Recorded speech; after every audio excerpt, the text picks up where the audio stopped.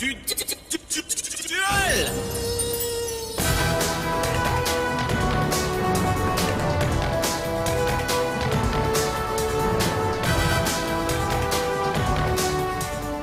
Et yo les topiqueurs, c'est Alexandre, j'espère que vous allez bien, en tout cas moi ça va super. Alors ça fait super longtemps qu'il n'y a pas eu de vidéo sur le trio Picrou, il est enfin temps de reprendre en parlant d'autre chose que Pokémon. Nous allons aborder dans cette vidéo l'évolution de la série Yu-Gi-Oh entre le tout début et l'évolution actuelle de la série. Alors vous qui êtes fan de Yu-Gi-Oh, vous devez sûrement savoir qu'à la base cette série est avant tout un manga de Kazuki Takahashi, un grand fan de jeux en tout genre. Le manga compte quand même environ 38 volumes et aura connu un succès mondial. En principe, le monde de Yu-Gi-Oh nous fait suivre tout d'abord les pas du jeune Yugi Muto qui souhaite reconstruire le puzzle du Millennium que son grand-père lui a confié. Mais à chaque fois, il galère à le finir, il avance petit à petit jusqu'au jour où il rencontrera Tristan et Joey qui le bisutent H24 au lycée, jusqu'à ce qu'après quelques péripéties un petit peu bizarres, ils finissent par tous devenir amis et que Yugi terminera enfin son puzzle du Millennium. Le puzzle étant enfin terminé, cela va ensuite libérer l'âme du pharaon contenue à l'intérieur.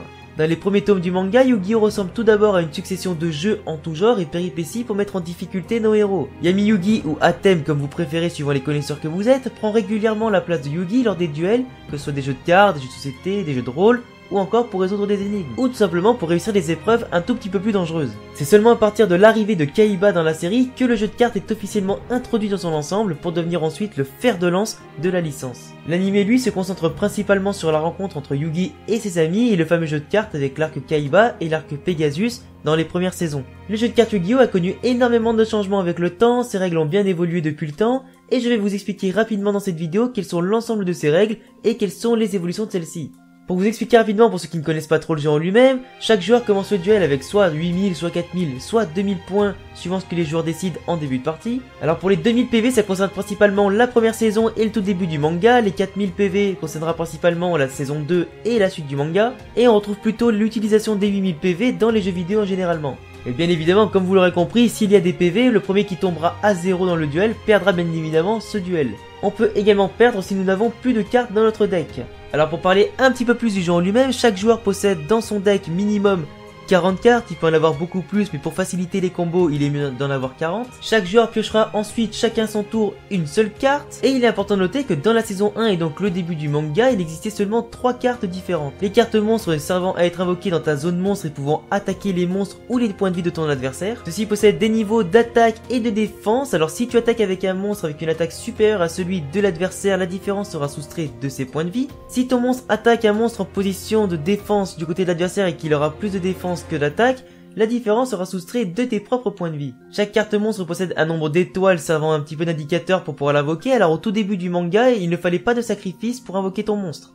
Alors je vous laisse deviner quand même que la stratégie n'était quand même pas terrible à l'époque, on pouvait poser n'importe quel monstre, même le dragon blanc aux yeux bleus ne nécessitait pas de sacrifice. Comme autre catégorie de cartes, nous avons également les cartes magiques, sont symbolisées par des cartes vertes, alors plutôt basiques comme les cartes de terrain, de rituels d'invocation ou encore d'équipement. Nous avons également les cartes pièges représentées par les cartes roses mais qui n'étaient pas forcément très utilisées au début du manga, et comme leur nom l'indique, elles servent principalement à piéger l'adversaire et à faciliter la vie du joueur. Alors comme je l'ai dit, il n'avait pas forcément besoin de sacrifice à l'époque, il fallait limite avoir les meilleures cartes pour gagner, mais cela a bien changé dès la saison 2. La saison 2 de l'arc Batailleville et donc la suite du manga aura apporté davantage d'intérêt avec davantage de cartes à effets variés.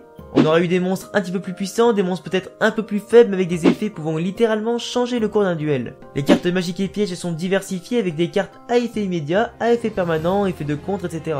Mais comme je l'ai dit tout à l'heure, ce sont surtout les sacrifices qui vont changer la donne et donner un aspect plus stratégique encore plus poussé. Chaque monstre de 5 à 6 étoiles nécessite un sacrifice, les monstres de 7 à 8 étoiles 2 sacrifices, et ensuite ce sera 3 sacrifices pour les monstres de plus haut niveau que 8, mais cela concernera principalement les dieux égyptiens.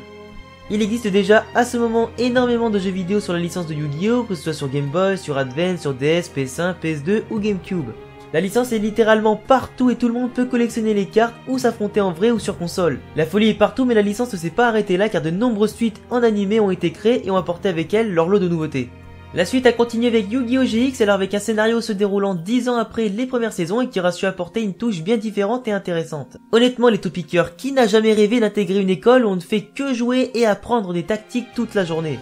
Perso j'en rêve vraiment et devenir dueliste pro serait vraiment un beau métier en soi. Cette déclinaison avec Jaden Yuki en tant que héros principal et non plus avec Yugi aura apporté un sacré vent de fraîcheur sur la série et un renouveau plutôt agréable.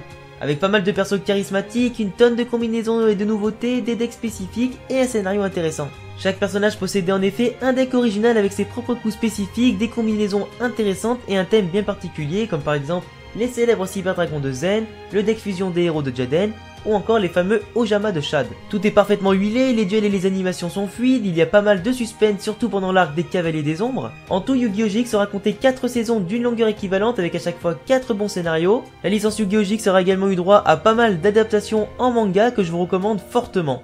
Et d'ailleurs, les jeux Yu-Gi-Oh! GX Tag Force étaient notamment très appréciés sur PSP et PS2 et ont remarqué notamment le monde du duel et la façon de jouer à Yu-Gi-Oh! Car on pouvait se balader librement dans toute l'académie, suivre des cours, affronter et faire équipe avec qui nous voulions. Les jeux avaient un bon niveau de difficulté dans l'ensemble et plusieurs événements venaient alimenter le jeu en plus de certains mini-jeux.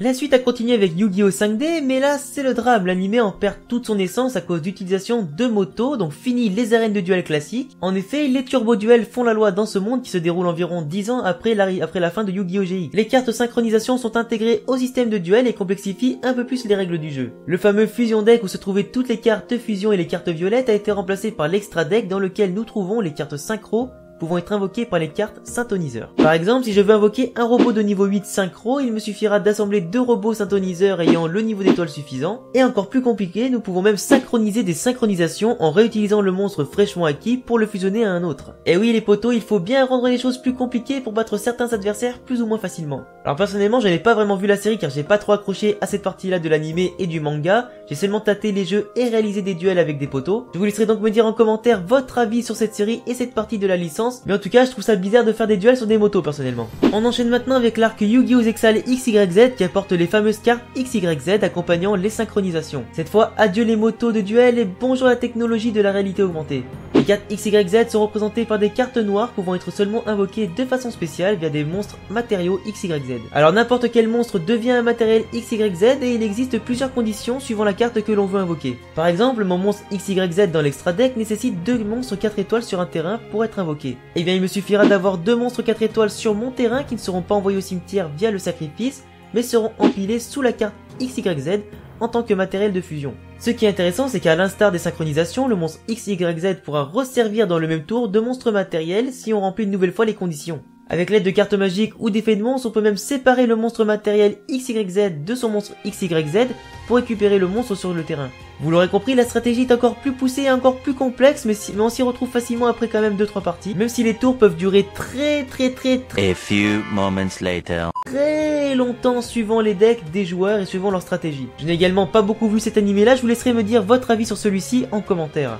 Passons maintenant à l'arc Yu-Gi-Oh! Arc 5 qui aura introduit par exemple pour lui les monstres pendules qui représentent des cartes se plaçant dans le main deck et sont invocables soit dans la zone monstre, soit dans la carte zone magie et piège. Ce sont des cartes monstres avec un dégradé de couleurs moitié monstre, moitié carte magique. Alors ces cartes sont assez stratégiques à utiliser car si on les invoque sur la zone monstre, elles n'auront pas leur effet pendule ou d'invocation par pendulation, mais elles peuvent avoir un effet en tant que monstre. Certaines cartes n'ont pas d'effet réellement bénéfique, mais certaines sont vraiment très intéressantes et peuvent changer le cours d'un match si elles sont placées dans la bonne zone, carte monstre ou carte magie et piège. Certaines permettent d'invoquer des monstres encore plus puissants, de couvrir ses arrières en remplaçant le monstre précédemment détruit, ou bien d'obtenir des gains de puissance. Alors comme vous avez pu le constater au cours de la vidéo, la série aura énormément évolué, les règles avec, les nouvelles combinaisons, il y aura eu énormément de nouvelles cartes, on en compte plusieurs dizaines de milliers. J'espère en tout cas que cette vidéo vous aura plu pour découvrir ou redécouvrir la série d'un autre angle et surtout que vous redonnera envie de jouer un petit peu à Yu-Gi-Oh! Je vous informe d'ailleurs qu'avec Equinox nous comptons parler assez souvent de Yu-Gi-Oh! Sur le trio Picrou, donc abonne-toi si t'es fan de la licence, laisse-nous un pouce bleu si t'as vraiment surkiffé la vidéo. Tu pourras également nous retrouver sur Twitter et Discord, il y a les liens dans la description et si tu veux nous parler en dehors des vidéos et des futurs lives. Et je t'informe également que tu pourras retrouver sur ma chaîne personnelle les futurs reviews de la série Yu-Gi-Oh! Vrain qui est sortie il y a pas très longtemps au Japon et nous pourrons également jouer à Yu-Gi-Oh! Duel Links en live ou en vidéo. Et en attendant, on se retrouve pour une prochaine vidéo. Ciao les topiqueurs.